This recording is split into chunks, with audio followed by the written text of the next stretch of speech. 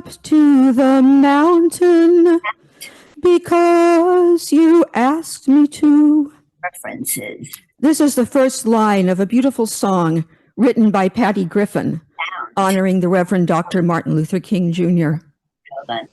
After a couple of verses describing the difficulty of the climb, Griffin's song ends with these words: "The peaceful valley just over the mountain, the peaceful valley few come to know.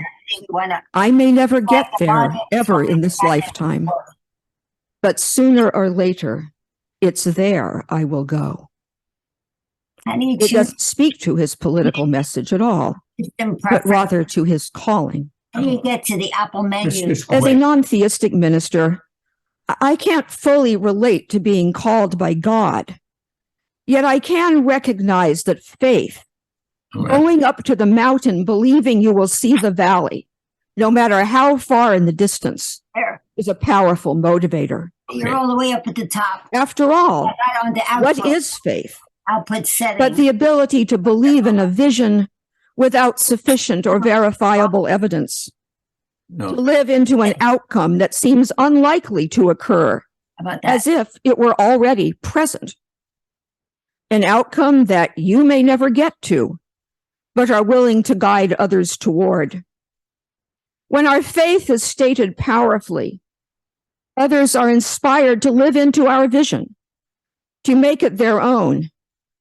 And though there are never guarantees that we will get there, even in some imagined future reality, all conscious transformations in human society begin with the belief in a possibility in the face of evidence to the contrary.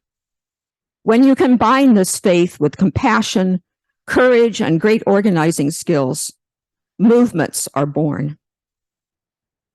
At the end of the speech, I've been up to the mountaintop, the last one King gave the night before he was assassinated.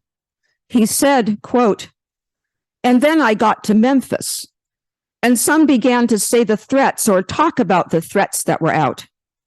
What would happen to me from some of our sick white brothers? Well, I don't know what will happen now. We've got some difficult days ahead. But it doesn't matter with me now, because I've been to the mountaintop, and I don't mind. Like anybody, I would like to live a long life. Longevity has its place. But I'm not concerned about that now. I just want to do God's will. And He's allowed me to go up to the mountain. And I've looked over, and I've seen the promised land. I may not get there with you, but I want you to know tonight that we as a people will get to the promised land. And I'm happy tonight. I'm not worried about anything. I'm not fearing any man. Mine eyes have seen the glory of the coming of the Lord." Unquote. That's not my theology. I would use different words. But I'm old enough to know I will not get there. And that truly doesn't matter in the scheme of things. What matters is that some of our descendants just might transform our society into one where humanity thrives, where we live in peace, in harmony with our environment, where no one lacks food or shelter or medical care, where solidarity and cooperation, not greed and competition, determine both our material and spiritual existence. Where, as King said in his famous "I Have a Dream" speech, we are judged only by the content of our characters, not the color of our skins. As we face increasing climate disasters, a renewed threat of nuclear Armageddon, seemingly intractable political divisions, and the appeal of authoritarianism in a world full of fear and uncertainty, isn't this message still relevant? Perhaps more than ever? Our descendants need us to keep the vision alive. Now, most U.S. Americans know Martin Luther King only as a national icon. Streets and schools bear his name. Many workers will enjoy a welcome day off tomorrow due to the national holiday in his honor.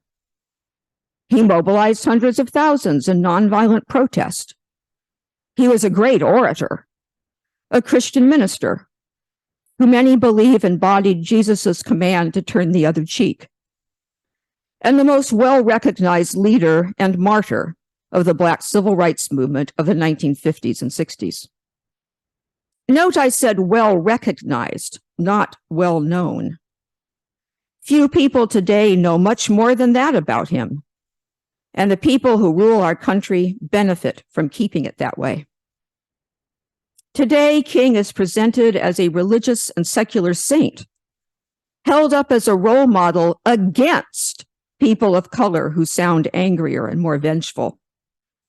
He is often quoted favorably by some who would gladly participate in the assassination of anyone with his same message, including Jesus himself.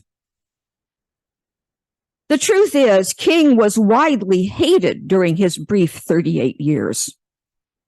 Threats on his life were made constantly. He traveled with armed bodyguards and supported the right to physical self-defense. While he deeply abhorred violence, he advanced nonviolence as a strategy to protect and gain the support of Blacks fearing even greater oppression should they resist physically, and to win the hearts and minds of an otherwise hostile white public in an attempt to morally disarm his opponents. Unlike most Black people, he grew up in a family with enough economic privilege to enjoy a comfortable, well-educated, and relatively safe childhood, a source of some resentment from peers. More conservative Black leaders often saw him as too militant, fearing his growing opposition to the Vietnam War, which we explored earlier, would derail their cautiously incremental approach to civil rights. Some in the emerging Black Power movement questioned his commitment to Black liberation for advocating only nonviolent resistance and for seeing lower-income whites as potential allies. He believed working-class racism was a sickness that could be cured should whites break their bonds with their own oppressors and join hands with other workers. One of his last acts was to organize the multiracial Poor People's Campaign. Today, a new organization by that name has been reviving this legacy. Isn't it still a relevant message that all oppressed peoples share common enemies and only the most wealthy and powerful truly benefit from our divisions? He aimed some of his harshest criticism of white people at middle and upper class liberals, memorialized in his scathing letter from the Birmingham jail addressed to white clergy. Among its most famous lines are, "I have almost reached the regrettable conclusion that the Negro's great stumbling block in his stride toward freedom is not the white citizen's counselor or the Ku Klux Klanner, but the white moderate. And that shallow understanding from people of goodwill is more frustrating than absolute misunderstanding from people of ill will." Isn't that still a relevant message, even among UUs? Given that our sometimes strident focus on calling out each other for actual or perceived personal racism might be a too easy and safe substitute for taking effective action to overcome systemic racism. By the way, at the start of King's career, he and his wife, Coretta Scott King, sometimes attended a Unitarian church, and they considered joining the denomination. In some ways, his move back to the traditional Black church was a pragmatic decision about how best to use his skills to advance civil rights. Isn't that still a relevant message? To serve wherever our skills are most useful? King's last speech was in support of striking sanitation workers, as Bonnie mentioned. Throughout his short life, he was a staunch supporter of unions as a vehicle to grow self-respect and gain living wages for Black people. He studied organizing at the multiracial left-led Highlanders School and worked closely with leftist labor leaders who survived the McCarthyite purges, such as our local hero, Harry Bridges of the International Longshore and Warehouse Union. He was made an honorary member of the ILWU and was a popular speaker at the conventions of many other unions in the early 1960s. His I Have a Dream speech was made at the 1963 March on Washington, initiated by Black labor leader A. Philip Randolph. Unions played a significant role in building that event. With the recent revival of labor and socialist activism in the U.S. beginning to challenge our cynicism and despair, isn't his class analysis of oppression still relevant and inspiring?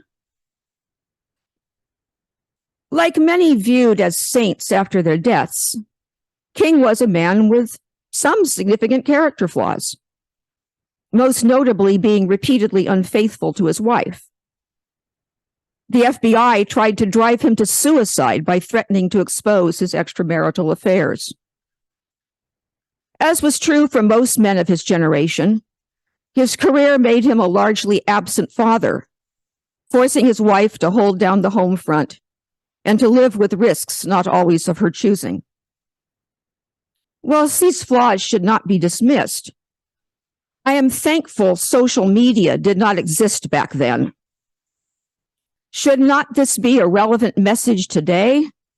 To be careful not to judge each other so harshly that we leave no room for redemption, not even a need for proof, before canceling each other's potentially positive impacts on human history before they can occur. The Reverend Dr. Martin Luther King Jr. was both an exceptional leader and an ordinary human. That itself should be a relevant message for all of us. Now let us keep striving to be more ethically consistent and aware. But we don't have to be perfect and pure to make a difference. What we do need is a vision of the peaceful valley, the promised land, and the faithful courage to keep going up the mountain, whatever the obstacles. We need King's extraordinary faith in human solidarity. As Patty Griffin wrote, "Sometimes I feel like I've never been nothing but tired, and I'll be walking till the day I expire. Sometimes I lay down, no more can I do. But then I go on again, because you ask me to." And that message is always relevant. Thank you.